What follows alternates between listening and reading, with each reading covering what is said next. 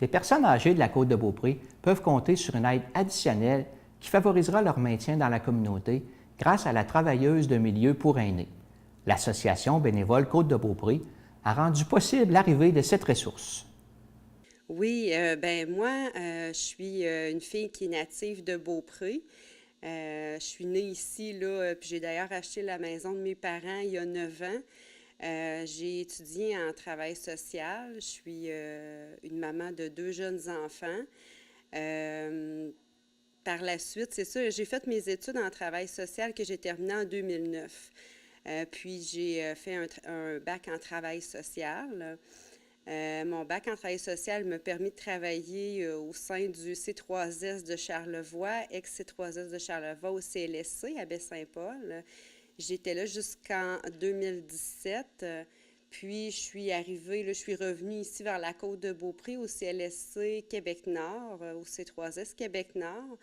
Puis, ben, tout récemment, là, j'ai été engagée par l'association, mais à titre de travailleuse de milieu. Donc, pour le poste que j'occupe en ce moment, je suis travailleuse de milieu et non pas travailleuse sociale. Mais j'exerce toujours quand même là, le travail social. Là. Je suis membre en règle aussi de l'ordre professionnel. En quoi consistent vos tâches avec l'Association bénévole Côte-de-Beaupré? Mon nouveau mandat que j'ai débuté depuis la fin octobre, je dirais qu'on a commencé à me voir plus dans les milieux publics dernièrement. Parce qu'au départ, je devrais justement m'accommoder de ce nouveau mandat-là.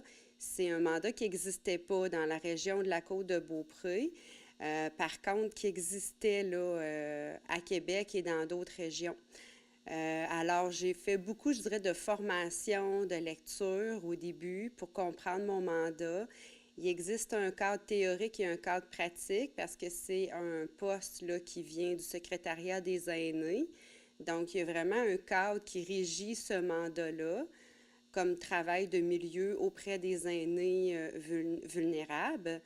Puis, moi, je fais là, en ce moment, je fais du repérage, c'est-à-dire que je vais aller dans les milieux publics où il y a des aînés qui vont se rassembler. Ça peut être, vous pouvez me voir au McDonald's, vous pouvez me voir au Tim Hortons. À ce moment-là, je rejoins des groupes. En majorité, c'est beaucoup des hommes qu'on va trouver dans ces milieux-là, mais c'est de faire connaître aussi mon travail puis d'être à l'écoute de ces personnes-là qui, des fois, peuvent avoir des besoins, mais ils ne savent pas comment aller chercher les services. Fait que mon mandat, c'est vraiment de rejoindre des aînés vulnérables. Vulnérable ne veut pas dire qu'on vit de la maltraitance. Vulnérable peut vouloir dire qu'on a des besoins. Des fois, on ne le sait pas, puis on ne sait pas comment y accéder. Alors, mon expérience auprès des aînés, là, comme je disais tantôt, du CLSC, j'ai été majoritairement avec la clientèle aînée. Elle me permet de connaître beaucoup de services pour rejoindre ces personnes-là, pour les aider. C'est beaucoup aussi de briser l'isolement des personnes aînées. Alors, je vais aller aussi dans les clubs sociaux, dans des regroupements où il y a des aînés. Je vais aller rejoindre aussi des personnes qui pourraient être des personnes qu'on appelle vigiles. C'est-à-dire qu'eux sont mobilisés, ils sont en action dans différentes activités, puis ils peuvent connaître des gens, des fois, qui auraient des besoins, puis ces personnes-là sont isolées. Ils ne savent pas comment aller les chercher. Alors, les personnes peuvent soit me les référer, ou je peux me rendre chez la personne si elle autorise à ce que je puisse aller à domicile. Puis à ce moment-là, ensemble, on va évaluer les besoins pour répondre à la demande de la personne, que je puisse les diriger vers les bons services. Je peux les accompagner aussi, là, si la personne, soit qu'elle n'a pas la capacité de se rendre par un manque de transport, parce qu'elle n'en a pas la force, je peux accompagner dans un premier temps aussi vers les bonnes ressources. S'il y a des aînés qui entendent ce reportage puis qui voudraient avoir de l'aide de votre part, comment ils procèdent?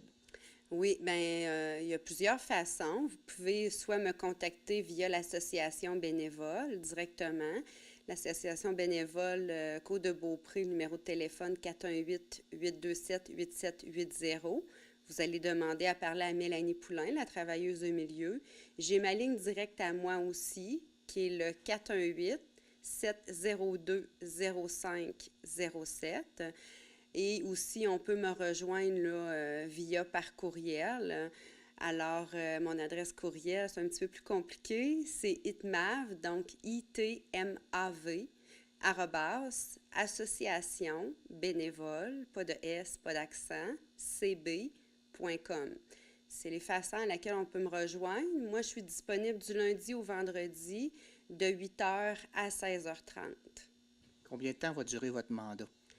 Le mandat, il est réévalué aux besoins, c'est-à-dire que c'est des subventions qui sont données annuellement. Donc, actuellement, je dirais que je suis un petit peu moins active sur le terrain parce qu'on est présentement à faire la reddition de comptes. Donc, on doit justement rendre des comptes pour démontrer le travail qui a été fait jusqu'à maintenant, puis démontrer aussi que c'est pertinent de poursuivre ce travail-là. Comme mon mandat a débuté seulement à la fin octobre, là, on est début février, j'ai déjà rejoint quelques personnes. Mais par contre, je pense qu'il y a encore beaucoup de travail à faire aussi parce que la Côte-de-Beaupré, c'est un gros territoire à couvrir aussi. Donc, oui, je suis partout sur le territoire, mais je ne peux pas desservir tout le monde en même temps non plus comme je suis toute seule.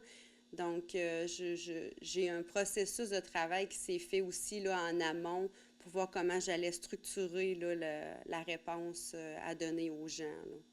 Bien, en fait, ça faisait longtemps qu'on voulait saisir l'opportunité d'embaucher. On savait qu'il y avait un besoin. On savait qu'il y avait une difficulté à rejoindre nos aînés sur la côte de Beaupré. Il y avait des actions qui étaient faites par les travailleurs de milieu, des travailleurs de rue, pardon. Nous aussi, on mettait en place des choses, mais on savait qu'il était temps vraiment de déployer une ressource qui allait vraiment être destinée à rejoindre les aînés dans leur milieu pour les accompagner là, dans leurs difficultés. Puis le ministère de la Famille, en fait, on a profité de l'opportunité de financement là, dans le cadre du projet des ITMAV. Donc, ça a favorisé l'embauche là, de la travailleuse de milieu. Comment ça va jusqu'à maintenant? Bien, ça va très bien. En fait, on a voulu aller très vite au début. On a été accompagné quand même beaucoup par le directeur du Contrefort, directeur des services aux individus, pour justement nous guider un peu dans les étapes à suivre. Donc, on s'est donné un gros 3 mois là, pour se donner une structure, pour permettre à Mélanie là, de s'approprier son rôle, de s'approprier le milieu. On est entré en contact avec plusieurs organismes. Elle a bâti son coffre à outils parce que l'objectif est vraiment pour Mélanie d'amener les gens à utiliser les ressources, donc elle devait les connaître. Donc, on a pris le temps de faire ça, mais malgré le fait qu'on était dans une appropriation, il y a eu plusieurs interventions individuelles. Donc, ça nous a aussi confirmé qu'il y avait un réel besoin. Puis, Mélanie est rendue vraiment à l'étape là, de se concentrer là, sur le repérage de nos aînés. Donc, on est rendu à cette étape-là. La faire connaître, qu'elle soit dans les milieux publics, milieux où il y a des activités collectives pour aînés. Puis, elle est là aussi là, pour débuter les interventions individuelles puis répondre aux différents besoins. Même si c'est tout récent comme début de programme, est-ce que vous voyez quand même un effet sur la population aînée? Assurément, en fait, on le voit, nous, je vais parler pour l'association bénévole, entre autres, on voit une augmentation de l'utilisation des services parce que, bien évidemment, Mélanie parle des services, informe les aînés de ce qu'ils peuvent bénéficier comme service provenant de notre organisme. Donc, on voit un impact de ce côté-là. Et ben, juste par le nombre d'interventions effectuées, là, on parle de près de 50 interventions individuelles pour une vingtaine de personnes rejointes en début d'offre de service. Je pense que c'est excellent, là. Puis ça doit se poursuivre jusqu'à quand? En fait, le financement nous a été octroyé jusqu'au 31 mars 2019. On est en train de démontrer au gouvernement là, qu'on a vraiment déployé un nouveau service sur notre territoire puis qu'il est fondamental de le préserver. Donc, on espère pouvoir avoir une récurrence de ce financement-là pour l'année 2019-2020. On a des bonnes garanties, mais il faut quand même faire une bonne démonstration. Donc, on espère là, au moins jusqu'en mars 2020 là, pouvoir bénéficier là, de ce service-là. Puis, sincèrement, on croit qu'avec le nouveau gouvernement puis la priorité qui est mise au niveau des aînés, là, que ça va avoir une bonne pérennité, là.